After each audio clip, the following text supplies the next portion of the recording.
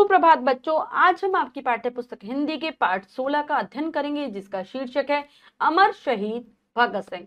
तो चलिए पाठ को पढ़ते हैं और हमारे देश के एक अमर सेनानी भगत सिंह के बारे में विस्तार पूर्वक जानते हैं। पाठ को पढ़ते हैं। पाठ 16 अमर शहीद भगत सिंह। प्रस्तुत पाठ में हमारे देश के अमर सेनानी भगत सिंह का जीवन परिचय देते हुए उनकी बहादुरी का अनूठा वर्णन किया गया है। तो बच्चों, ये पाठ हमें हमारे देश के महान शहीद भगत सिंह के बारे में बताता है कि वो कितने वीर थे, कितने बहादुर थे और किस प्रकार से हमारे देश को आजाद कराने में उन्होंने अपना योगदान दिया। पाठ को पढ़ते हैं। उस दिन वीरा स्कूल के लिए घर से निकला था। संध्या होने पर भी जब वह घर नहीं लौटा तो घर वाले सभी घबरा उठे, क्योंकि उसी समय जलियांवाला हत्याकांड की घटना घट चुकी थी, जिसके कारण सभी डरे हुए थे। तो ये कहानी है स्कूल में पढ़ने वाले एक बालक जिसका नाम है वीरा। वो स्कूल जाने के लिए घर से निकलता है, लेकिन शाम हो जाती है, वह घर वापस नहीं आता और घर पर ना आने पर सभी घर वाले परेशान हो जाते हैं, क्योंकि उस समय हमारा देश अंग्रेजों के अधीन था और उसी समय जलियांवाला बाग हत्याकांड हुआ था। जलियांवाला बाग हत्याकांड बच्चों, जिसमें बहुत सारे भारतीय लोग मारे गए थे। ठीक है, तो सभी लोगों को डर लग रहा था कि कुछ अंग्रेज ना कर दें। काफी रात बीतने पर जब वह घर लौटा तो बड़ा उदास था। उसकी बड़ी बहन बोली, कहाँ गया था वीरा, सब जगह तुझे ढूंढा, चल कुछ खा ले। तो काफी रात बीत जाती है, आधी रात के करीब का समय था। वह घर आता है। वो बच्चा काफी उदास था, निराश सा दिखाई दे रहा था। उसकी बहन उससे कहती है कि तू कहाँ गया था, हमने तुझे बहुत ढूंढा लेकिन तू नहीं मिला, अब चल कुछ खा ले। वह फफक फफक कर रो उठा। उसने अपनी जेब से एक शीशी निकाली, उसमें मिट्टी भरी हुई थी। उसने कहा, यह मिट्टी नहीं, अमर शहीदों का खून है। वह रोज उस शीशी में भरी हुई मिट्टी से तिलक लगाकर स्कूल जाता था। वीरा की बहन उसे खाना खाने के लिए कहती है तो वह नहीं खाता, बल्कि बहुत जोर जोर से रोने लगता है और अपनी जेब से एक शीशी निकाल कर दिखाता है जिसमें कि मिट्टी भरी हुई थी। वो अपनी बहन से कहता है कि मिट्टी नहीं, अमर शहीदों का खून है, यानी कि वह उस जगह से उस मिट्टी को लाया था जहां पर बहुत सारे लोग शहीद हुए थे, वहां की वो मिट्टी लाया था और रोजाना क्या करता था, उस मिट्टी का तिलक लगाता था। यह वीरा कोई और नहीं, महान क्रांतिकारी भगत सिंह थे। भारतीय स्वतंत्रता की बलि वेदी पर जिन सपूतों ने अपने प्राणों का बलिदान दिया, उनमें सरदार भगत सिंह का नाम स्वर्णाक्षरों में अंकित है। तो ये कोई और बच्चा नहीं था, ये वीरा और कोई नहीं था, हमारे देश के महान क्रांतिकारी शहीद भगत सिंह थे, जिन्होंने मतलब स्वतंत्रता के लिए अपने प्राणों का बलिदान कर दिया। हम कह सकते हैं कि स्वतंत्रता की बलि वेदी पर चढ़ गए, क्योंकि स्वतंत्रता बच्चों हमें ऐसे ही नहीं मिली, उसके लिए बहुत सारे लोगों ने अपने प्राणों का त्याग किया है। और ऐसे ही थे, उनमें से ही एक है हमारे सरदार भगत सिंह, जिनका नाम हमेशा सुनहरे अक्षरों में लिखा है हमारे इतिहास में। तो उनका जीवन हमें बताता है कि हमें ऐसे ही स्वतंत्रता नहीं मिली। भगत सिंह का जन्म लायलपुर, जो अब पाकिस्तान में है, 27 सितंबर 1907 में हुआ था। उनकी माता का नाम विद्यावती और पिता का नाम किशन सिंह था। तो इनका जन्म कहाँ हुआ था, लायलपुर जगह में, जो कि पाकिस्तान में है। ठीक है, और कब हुआ था, 27 सितंबर 1907 में हुआ था। इनकी माता का नाम था विद्यावती, पिता का नाम था किशन सिंह और इनकी बड़ी बहन का नाम अमरो था। जिस समय भगत सिंह का जन्म हुआ था, उस समय पूरे देश में अंग्रेजी शासन के खिलाफ विद्रोह की ज्वाला धधक रही थी। उनके पिता लाहौर की सेंट्रल जेल में बंद थे। तो ऐसे समय में भगत सिंह का जन्म हुआ था जब पूरा देश हमारा जल रहा था। किस लिए जल रहा था, अपने देश को आजाद कराने के लिए। सबके अंदर विद्रोह की ज्वाला धधक रही थी, हर कोई अंग्रेजों का विरोध कर रहा था। और यहाँ तक कि भगत सिंह के पिता भी लाहौर की जेल में ही बंद थे, सेंट्रल जेल में बंद थे। एक बार की बात है, भगत सिंह अपने पिता के साथ कहीं जा रहे थे। रास्ते में पिता के एक घनिष्ठ मित्र मिल गए, जो खेत में बुवाई का काम कर रहे थे। उनके पिता मित्र से वार्तालाप में लग गए तो भगत सिंह खेत में छोटे छोटे तिनके रोपने लगे। बालक के इस कार्य को देखकर पिता ने पूछा, यह क्या कर रहे हो बालक ने उत्तर दिया, बंदूकें बो रहा हूं।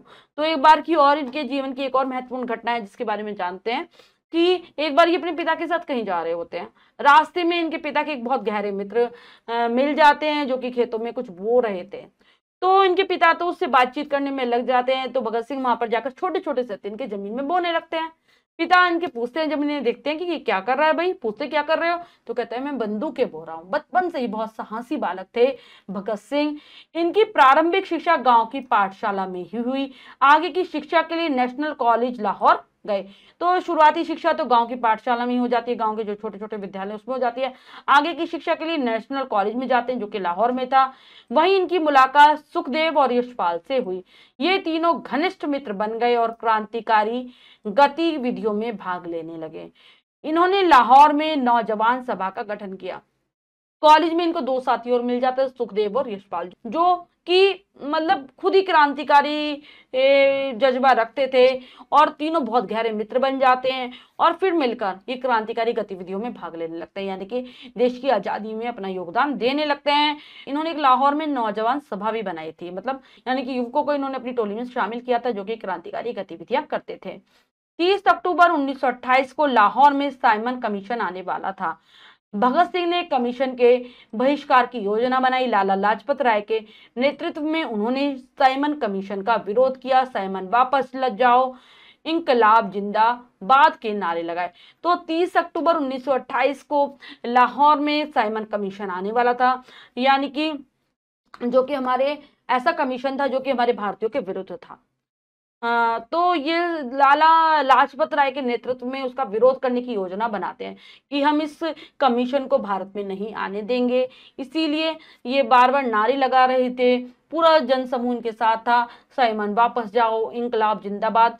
पुलिस ने बर्बरता पूर्वक लाठी चार्ज किया। इसी घटना में घायल होने के कारण लाला लाजपत राय की मृत्यु हो गई। तो बच्चों, जब ये सभी लोग नारे लगा रहे थे तो पुलिस वाले इनकी एक नहीं सुनते हैं, सारी भीड़ पर लाठियां चलवा देते बहुत निर्दयता के साथ, जिसके कारण लाला लाजपत राय की मृत्यु हो जाती है। वो घायल हो जाते हैं और बाद में उनकी मृत्यु हो जाती है।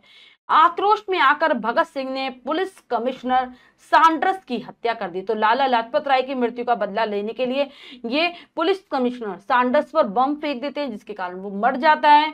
उन्होंने खून का बदला खून से लिया। तो उन्होंने हमारे देश के लाला लाजपत राय को मारा था, तो ये भी सांड्रस को मार देते हैं कि खून का बदला खून से लेते हैं। भगत सिंह और उनके साथियों को गिरफ्तार कर लिया गया। तो इनको और इनके साथियों को पुलिस पकड़ लेती है, गिरफ्तार कर लेती है। 23 मार्च 1931 ईस्वी को राजगुरु सुखदेव और भगत सिंह को फांसी की सजा दी गई। तो जब इन्हें पुलिस गिरफ्तार कर लेती है तो इनको फांसी का हुक्म दे दिया जाता है। इनके साथ थे राजगुरु, सुखदेव और भगत सिंह, मतलब ये तीनों थे। और कब दी जाती है फांसी? 23 मार्च 1931 का दिन होता है डिसाइड कि इस दिन इनको फांसी दी जाएगी। यह दिन शहीद दिवस के रूप में मनाया जाता है। तो अब हम इस दिन को, जिस दिन इनको फांसी दी गई थी, क्योंकि इन्होंने हंसते हंसते फांसी को अपने गले से लगा लिया था, इस दिन को हम शहीद दिवस के रूप में आज भी मनाते हैं। शहीद भगत सिंह आज भी हमारी सांसों एवं दिलों में जीवित है। जब तक ये पृथ्वी रहेगी तब तक भगत सिंह अमर रहेंगे।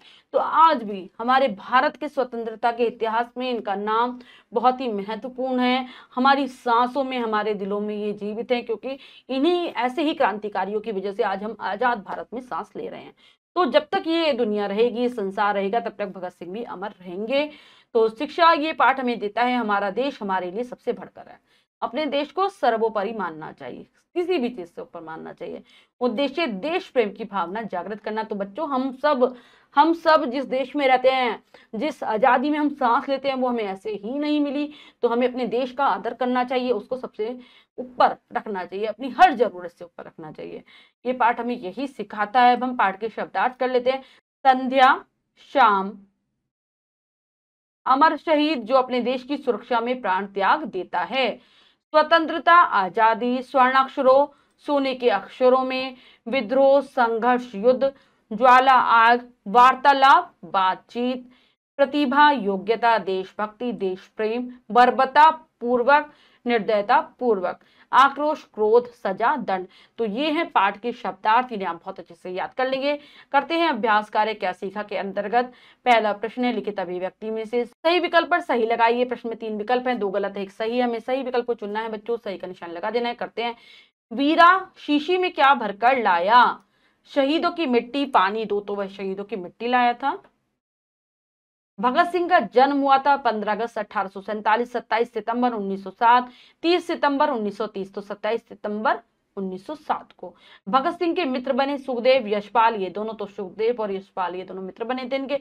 लाठीचार्ज में किसकी मृत्यु हुई? लाला लाजपत राय की, सुखदेव की, सांडर्स की, तो लाला लाजपत राय की। अंग्रेज कमिश्नर कौन था? भगत सिंह, सांडर्स, यशपाल, तो सांडर्स था।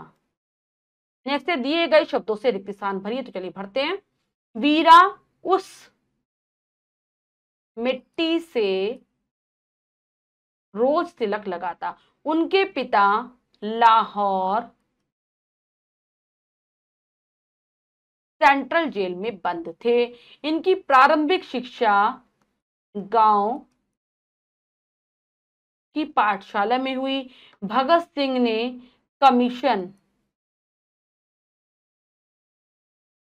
के बहिष्कार की योजना बनाई।